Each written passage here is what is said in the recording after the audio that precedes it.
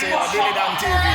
People, I represent Billy Dan TV. You go over there and subscribe on the channel there for the latest hits. I start getting the boy around from this. So this is 1 year ago, almost 4 years now.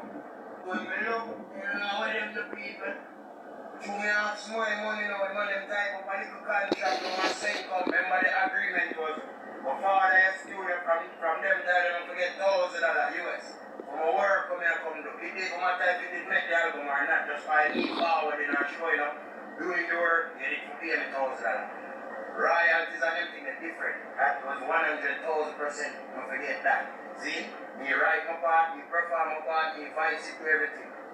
Rascal, man, send me a little contract. And them tell me, say, yeah man, send me a bank details, send me this, send me that. And I send all of them and still can't get money. So every time I link them all the money, or something new. Till when that time it reach, say, yo, yeah man, I send you a little contract, we need you to sign it. I never signed it yet. They say you need to sign it fast and give them it back. Look, you don't know where the bumbo will them to people. See you Strfflon and that's why album now selling a girl. Remember now our contract stage, big book and 100,000 something they might tell you. Whether me and a lawyer for proofread or not, you see that it could be fine. No man, I go skip the page 100 for go read that part. They don't know where them with that. I don't think I signed the contract for them on this girl album and everything nice. I realize that the album come out. I hear my voice and everything when they on the track and me start the album. But I see my name for nothing. The pamphlet or the booklet now my name on a CD. That's how I go on. This one go read about the little contract. Eh? Rascal. They don't know what my rights. Them me I sign up for $1,000. Me not bother get no $1,000 upfront from when we do work. The $1,000 when they go and pay me now, after me sell it, my rights to them. So me not no rights for an album, they want to own me because my blood clot. Imagine how humble people, they probably take for fool and chat through the dirt and go around and you know how much people, how much time I see people come out and they say, oh, I was the one who did this for some big top song out here in the world. Eh? And then I get no money, you know why? Because them too humble calf, they get no milk, because they humble calf, that boy, I want to know. Think I joke that. Talk off them up, oh, you every time this money always a complain, you don't get paid, because suck on the mother, anytime we do no kind of work, I have to get paid. When we're poor and broke, I'm going to talk from behind and build calf, but suck on the mother. Once it's a man makes him, hey, them now, tune on the idiot, eh? Don't piss me off, please. I can't let you say our post our deal low one, because Instagram over flat. But anyway, from me do my work, I have to get paid. That's like that. Don't make nobody take on it for full paper. People say our management team just reach out to say, them can't believe me, they get the money yet, and oh, man, that's impossible already. Them claim they want to send me the money in idea. I could see nothing. Now I want my breath here. That me I'm telling them. I'm telling them what I want if I get it or not. But see, though they want to act like them surprised. Oh, can't believe it. Now management, oh, we don't know so I'm going to get paid. People don't make people take them for fool on earth. I'm telling them. So I go on. Make them know what I go on. Those US out there.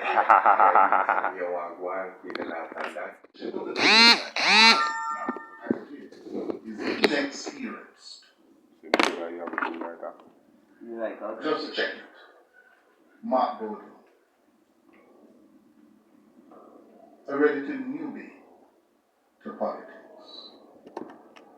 He didn't come up through the political ranks. Yes. Look who he has as General Secretary. Relatively inexperienced as well, and young. And when you look at what they attempted to do yesterday, you saw that lack of experience, that lack of political management skills, that lack of understanding of the importance of making sure you build coalitions the People's National Party, as Michael Manley wrote, Bertram wrote, all of that, is a coalition. It's a national coalition of interests and classes in Jamaica. But that coalition has been unraveling. And this is why I want you to listen to it. It's unraveling. The People's National Party came out of the bowels of the middle class of this country. The teachers, the lawyers, the doctors, yes, the professional artisans, who after 62 saw leadership, national leadership, thrusted upon them and rose to the occasion. Unlike the Labour Party, who came out of the bowels of Labour, the working classes. And that is why over the years, the leadership of the PNP was more qualified on paper, more educated, because Norman Manley's party of 1938 at the war was built around a coalition of interests. And what happened yesterday, and let me be specific, Golding had a job to do. What was that job? He had to demonstrate to the people at home and some in the audience, because I saw some in the audience, that one, we're not only united, we're not only on the cusp of political power, as they say, they're leading in the polls, but we have a platform of policies, ideas, initiative, on which we are going to go to the Jamaican people and ask them for their support. That was part of Golding's job yesterday. And he clearly attempted to do it. I thought he made some good points. Yes? The issue of education, an issue that the PNP has lost to the JLP. Yeah? But most of what he came with are not organically new ideas, which is not necessarily bad. For a parliamentary democracy, it's not necessarily bad, because you have to run relays in state governance. One administration is to pick up from another. Yeah? So that's not inherently bad.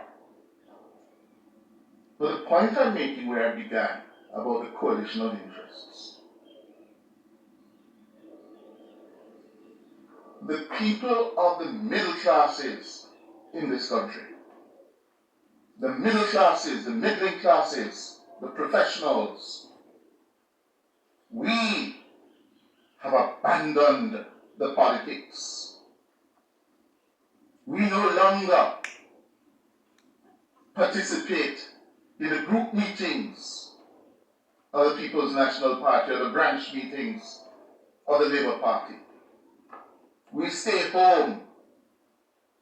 And as one person put it to me this morning, we're glued into the American presidential election, who following Trump and Kamala, but we don't take an active interest any longer in what goes on inside the People's National Party and the Jamaica Labour Party. We have abandoned that. To who?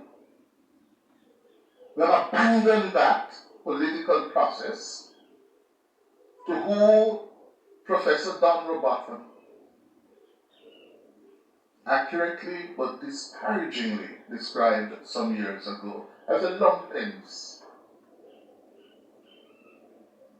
The people who vote are not from the middling classes or the middle classes anymore. It is those at the base of the society. Those people vote. Those people go to conferences. Those people pack the arena. And what are we left with? We're left with a political process that is devoid, without that input of the middle classes, the educated middle classes, who historically have provided leadership in the country. We've left it up. And therefore, you got what you got yesterday at the PNP's conference. A man of questionable character is hailed as a hero. And if by the calculation of Dayton Campbell and Mark Golding, they have an election to win. And he has a whole lot of influence and sway. Therefore, they're not comfortable with it. When you listen to Campbell, Dayton Campbell and Angela Brown Burke struggling to justify it. But their calculation is, we must win and win at all cost. While you were listening to me this morning, in northern St. Andrew, the suburbs, yeah, you wouldn't go to conference. You don't even go vote. You're not going to vote. But those 15,000 at the arena yesterday, they vote. They don't have a problem with that gentleman. They don't. They welcome him because they know it is going to resonate in their communities, in their districts, in their bars. When you turn up your noses and your faces at it and condemn it, as it ought to be, as it ought to be. Well, what do you do about it? What do you expect when you turn your back on the process and you leave it up to them? That's what we get. And I dare say this morning, we are facing an existential threat to our democracy. If more and more of us, who this country has educated, given us a fairly decent life, continue to refuse to participate, then we're going down that slippery slope of no return.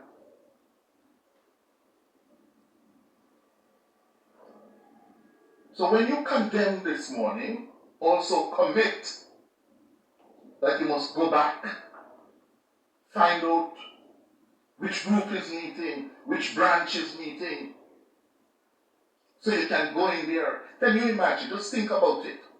When that decision was made to have that gentleman on the stage, not in the audience, on the stage, who in the leadership of the PNP was courageous enough to to stand up and say, no, not a backside? Who was courageous enough to do that?